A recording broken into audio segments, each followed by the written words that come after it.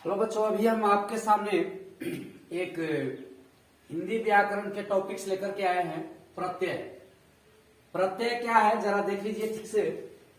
प्रत्यय शब्द जो होता है वो दो शब्दों के मिल से बना होता है। प्रत्यय प्रति और अय। प्रति का मतलब होता है साथ में या बाद में, साथ में पर बाद में, और अय के मतलब होता है चलने वाला। यानी प्रत्यय जो होता है किसी शब्द के साथ लेकिन अंत में चलने वाला होता है, पीछे चलने वाला होता है, उसको कहते हैं हम प्रत्यय। तो देखिए प्रत्यय की परिभाषा क्या है जरा ध्यान दीजिएगा। प्रत्यय क्या है? प्रत्यय एक शब्द नहीं है। प्रत्यय का अपना स्वतंत्र कोई अर्थ नहीं होता है। प्रत्यय एक शब्दांश है। प्रत्यय वह शब्दांश है जो किसी शब्द के अंत में जुड़कर उसके अर्थ या स्वरूप में परिवर्तन ला देता है। प्रत्यय वह शब्दांश है जो किसी शब्द के अंत में जुड़कर उसके अर्थ या स्वरूप में परिवर्तन ला देता है। जैसे देखिए ये सारे प्रत्यय हैं जो किसी शब्द के अंत में जुड़ते हैं। अंश, इक, इया, अक्कड़, आलू, आई, आवट, आहट, ई, ता, त्व, पन, पा, इला, आस, आनी, ईद, कार, आउ, वान, मान, आ, ये सब क्या है? प्रत्यय है जो किसी न किसी शब्द के अंत में जुड़ता है और उसके अर्थ में परिवर्तन ला देता है। कुछ ऐसे भी प्रत्यय होते हैं जो अर्थ में परिवर्तन नहीं भी लाते। अब देखिए प्रत्यय जो होता है वो दो प्रकार के होते हैं। प्रत्यय दो प्रकार के होते हैं, इसको हम बारी बारी से फिर समझाएंगे आपको, ध्यान दीजिएगा। एक का नाम है कृत प्रत्यय और दूसरा का नाम है तद्धित प्रत्यय। पहले का कृत प्रत्यय और दूसरा का नाम तद्धित प्रत्यय। ये कृत प्रत्यय क्या है?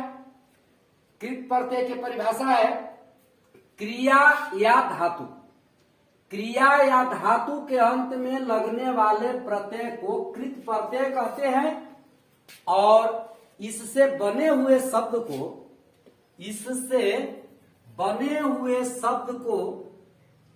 या ये कह सकते हैं कि इसके योग से इससे बने हुए शब्द को कृदंत कहते हैं। क्रिया या धातु के अंत में लगने वाले प्रत्यय को कृत प्रत्यय कहते हैं और इससे बने हुए शब्द को कृदंत कहते हैं। जैसे यहां पर ध्यान दीजिएगा पहले कि ये धातु के मतलब ये मत समझिए कि वो विज्ञान वाला धातु जो विद्युत और उष्मा के सुचालक होते हैं। ये धातु क्रिया का मूल रूप होता है। जैसे पढ़ना जो इस शब्द है और ये पढ़ना क्रिया है, तो इसमें के ना हटा दीजिए, ये पढ़ जो शब्द बच गया यही क्रिया का मूल रूप है जिसे हम धातु कहते हैं।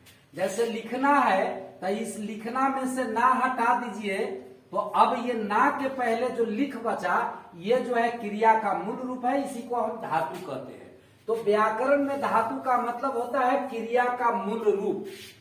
क्रिया अधिकांश आपको बनते हैं ना प्रत्यय लगा करके और उसके बाद कुछ न कुछ उसमें जुड़ जाता है तो वो रूपांतरित होता रहता है। जैसे पढ़ना में फिर बन जाता है पढ़ता है, पढ़ रहा है, इस तरह से पढ़ेगा। तो अलग अलग माने ये शब्द में कुछ जोड़ करके और उसको रूपांतरित करते रहते हैं, लेकिन इसका जो मूल शब्द है वो पढ़ है। तो पढ़ क्या है? धातु हो गया। क्रिया के मूल रूप को ही हम धातु कहते हैं, याद रखिएगा। अब जो है तो कृत प्रत्यय बता दिए हम आपको। क्रिया या धातु के अंत में लगने वाले प्रत्यय को हम कृत प्रत्यय कहते हैं। जैसे के लिए अब मान लिया जाए लिखना क्रिया है, उसका मूल धातु लिख है। अब इस लिख में आवट प्रत्यय जब हम लगाते हैं तो बन जाता है लिखावट। लिख में आवट प्रत्यय लगाते हैं तो बन जाता है लिखावट। अब सवाल अगर आपसे ये पूछा जाए कि लिखावट में कौन प्रत्यय है, तो आवट प्रत्यय है। लिखावट में मूल शब्द क्या है? तो लिख है, इसी में आवट प्रत्यय लगा है। जिसमें आवट प्रत्यय लगा है, जिस शब्द में प्रत्यय लगता है उस शब्द को हम मूल शब्द कहते हैं। अब प्रत्यय जो क्रिया के अंत में लगा वो कृत प्रत्यय हो गया। इससे जो ये बना हुआ शब्द है लिखावट, इसी को हम कहते हैं कृदंत। क्रिया या धातु के अंत में लगने वाले प्रत्यय को हम कहते हैं कृदंत। तो इसको जरा ध्यान से एक बार देख लीजिए, लिखा हुआ क्या है, पढ़ाई। पढ़ शब्द ये क्रिया का मूल रूप है और उसमें आई परते लगाए हैं, तो ये बन गया है पढ़ाई। तो ये हम देख रहे हैं, ये पढ़ाई क्या है, कृदंत है, आई कृत प्रत्यय है और पढ़ उसका मूल शब्द है। अब दोस्तों दूसरा बात है, दूसरा भेद जो इसका है प्रत्यय के, एक का नाम है तद्धित।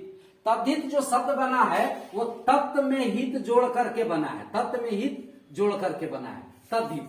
तो अब देखिए तद्धित प्रत्यय क्या है, संज्ञा सर्वनाम या विशेषण के अंत में, मतलब क्रिया को छोड़ करके जिसमें जो प्रत्यय लगेगा उसको हम तद्धित प्रत्यय कहते हैं।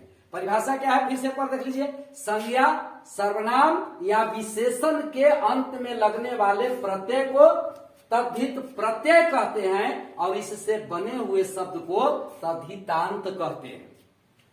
जैसे देखिए यहां पर लड़का जो शब्द है ये संज्ञा है और उसमें पन प्रत्यय लगाते हैं तो बन जाता है लड़कपन।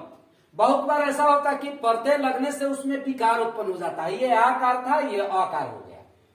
बच्चा में पन प्रत्यय लगाते हैं तो ये बन जाता है बचपन, अच्छा में आई प्रत्यय लगाते हैं तो ये बन जाता है अच्छाई। ये लड़का क्या है, संज्ञा शब्द है।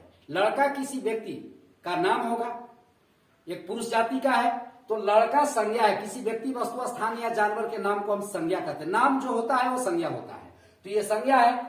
अब इस संज्ञा में पन प्रत्यय लगाए हैं तो ये लड़कपन जो शब्द बना ये तद्धित प्रत्यय जो है तद्धितांत बना और इसमें पन जो प्रत्यय लगा हुआ है उसको हम तद्धित प्रत्यय कहेंगे। बच्चा में जो पन प्रत्यय लगा है तो बच्चा क्या है, बच्चा लड़का या कुछ भी, ये सब संज्ञा होगा या सर्वनाम होगा। अच्छा जो है, अच्छा क्या है, विशेषण है। अच्छा क्या है, विशेषण है। अभी विशेषण में आई प्रत्यय लगाए तो बन गया अच्छाई, अच्छाई भाववाचक संज्ञा हो गया है। तो आई प्रत्यय है, इसको कहेंगे हम तद्धित प्रत्यय क्योंकि ये विशेषण के अंत में लगा है। ये अच्छाई जो बना है इसको हम तद्धितांत कहेंगे क्योंकि संज्ञा सर्वनाम या विशेषण या अन्य शब्दों के साथ लगने वाले जो प्रत्यय है क्रिया को छोड़कर उसको हम कहते हैं तद्धित प्रत्यय और तद्धित प्रत्यय के योग से जो शब्द बनता है उसको हम कहते हैं तद्धितांत।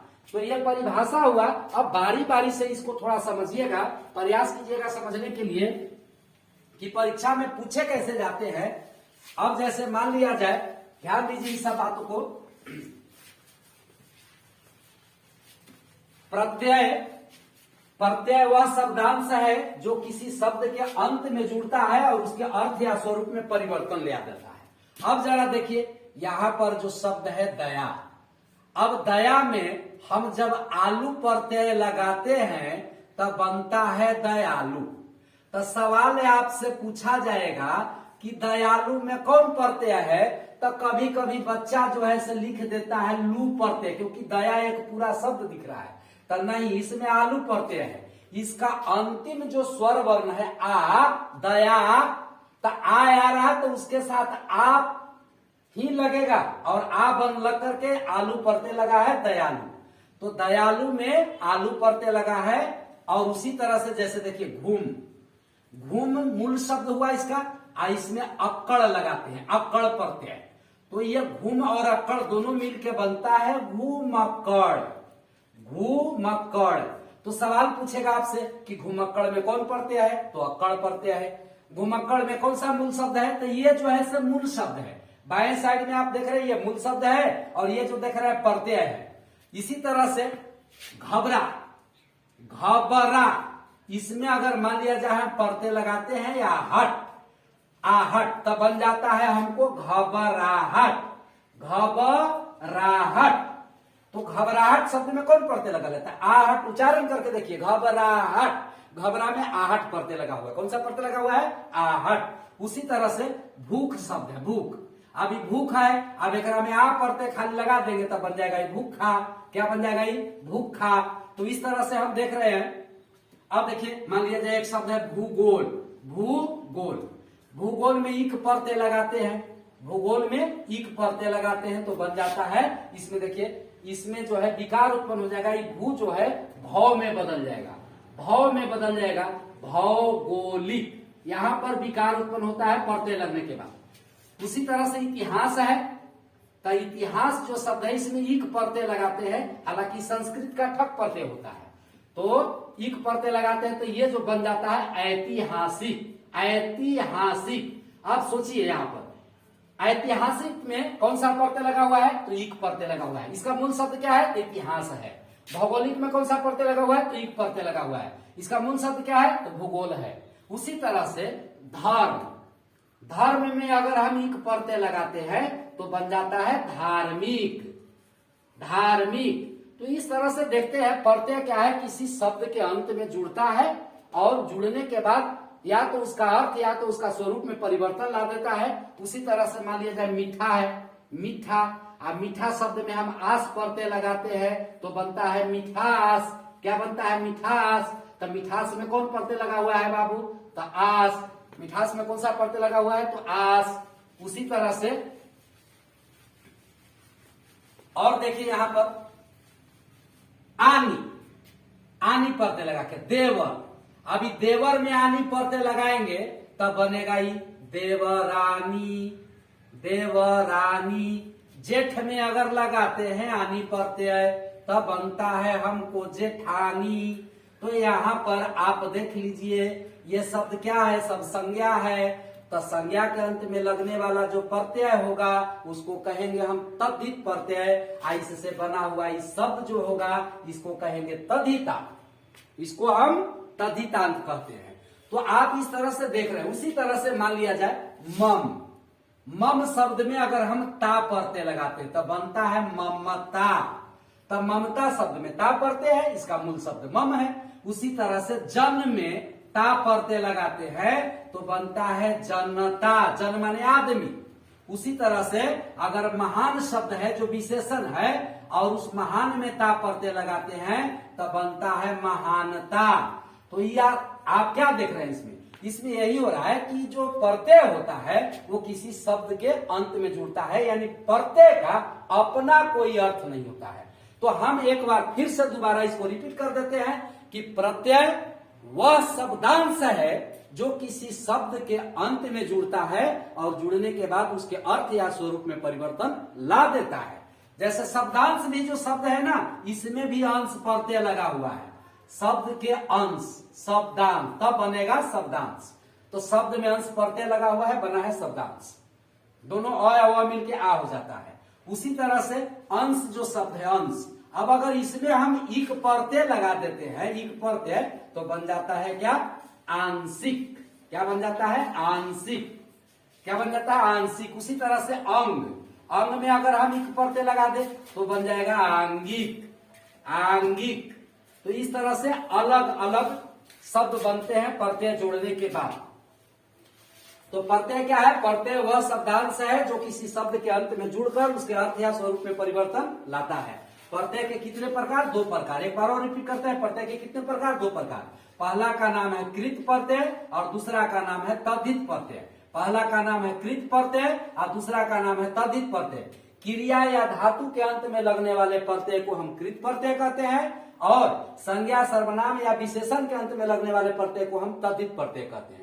कृत प्रत्यय के जोग से बने हुए शब्द को कृदंत कहते हैं और तद्धित प्रत्यय के जोग से बने हुए शब्द को हम तद्धितांत कहते हैं। तो इस तरह से आप प्रत्यय को समझ गए होंगे, मुझे विश्वास है। आगे आप उसको कोशिश करेंगे तोड़ने की और प्रत्यय पता करने की, कौन सा प्रत्यय है इसमें।